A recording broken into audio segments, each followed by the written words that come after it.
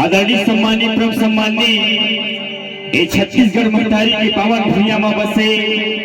ये ग्राम तुम्ही के मोर जम्मू में रुदाई दीदी भाई बहनी भैया मल्ला अपन रंग रंजन परिवार की ओर से मैं वीरेंद्र भारती नदान हृदय से प्रणाम करत हूँ। आज बड़ा सौभाग्य की बात है कि छत्तीसगढ़ अंचल में आज इस कार्यक्रम सम्मान्य बड़े भैया वीरेंद्र चतुर्वेदी जी के हुआ थे। अब जेकर आशीर्वाद प्रदान हर हमेशा मिलत रहा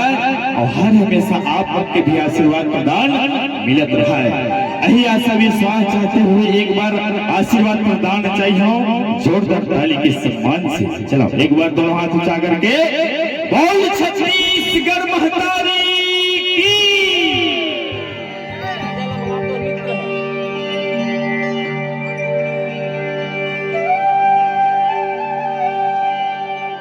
हो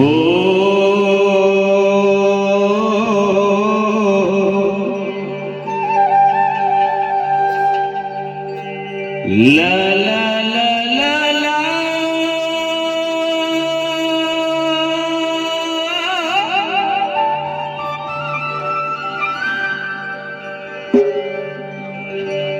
ला ला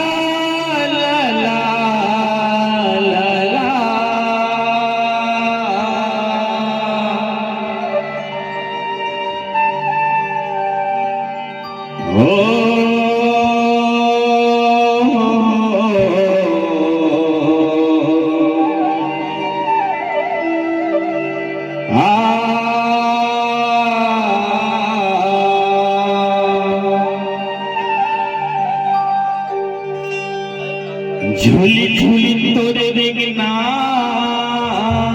जोही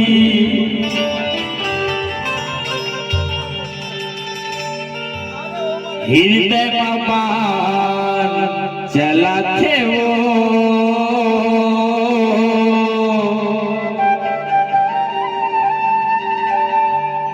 झूली झूली तोरे रेगना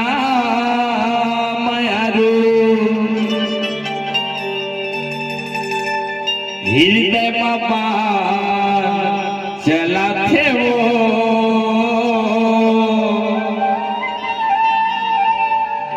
पातर कन्हा गज भर चुंदी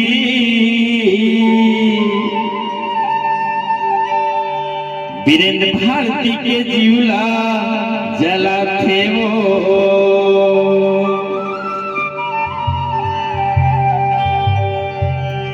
दूरी देखियो काल के और फूले फूले गाल के मोला तिरछा बेनी माँ जलावत रे।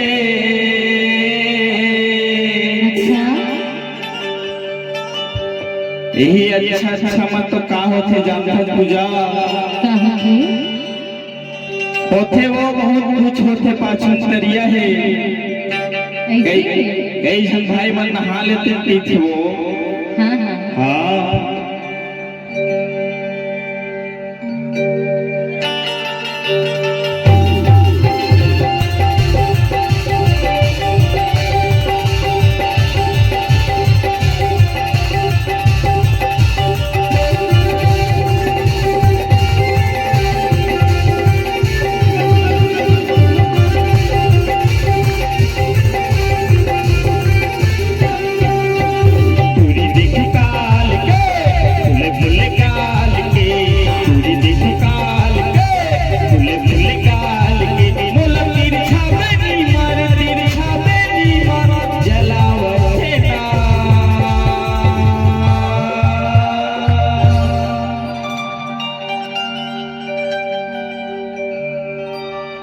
झाले जो ही अच्छा बाबाद के वो झाले रानी अच्छा बाबाद झाले जो ही अच्छा बाबाद के वो झाले रानी अच्छा बाबाद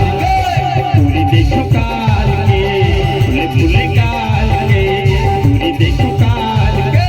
फूले फूले काल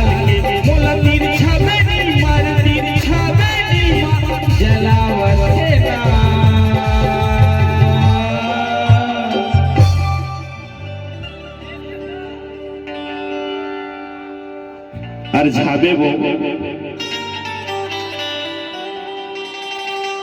हर झाले जो ही खोपा बाबाद के वो झाले रानी खोपा बाबाद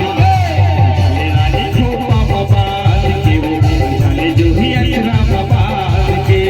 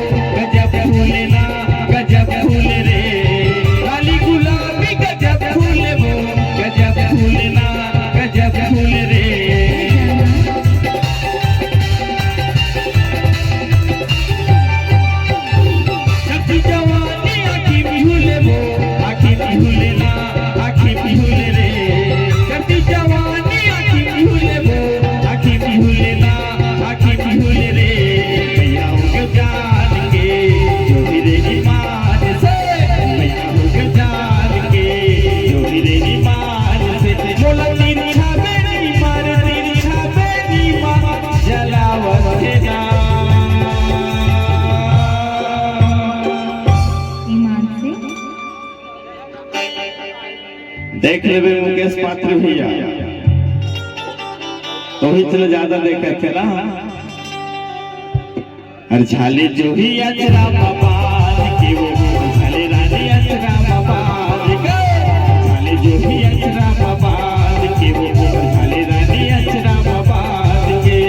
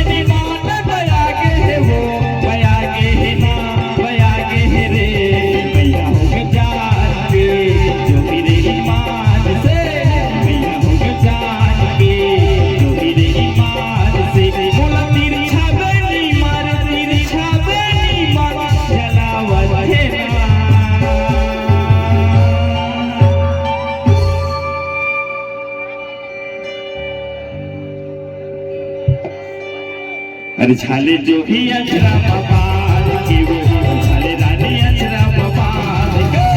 झाले जो ही अचरा बाबाद के वो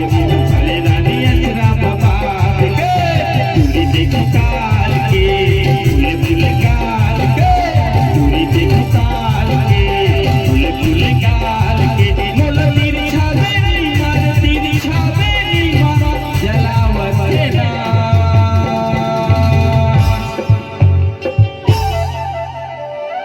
और पातर का नियम है पेट वाले भी दौड़त हो अरे झाले जो ही अचरा बाबा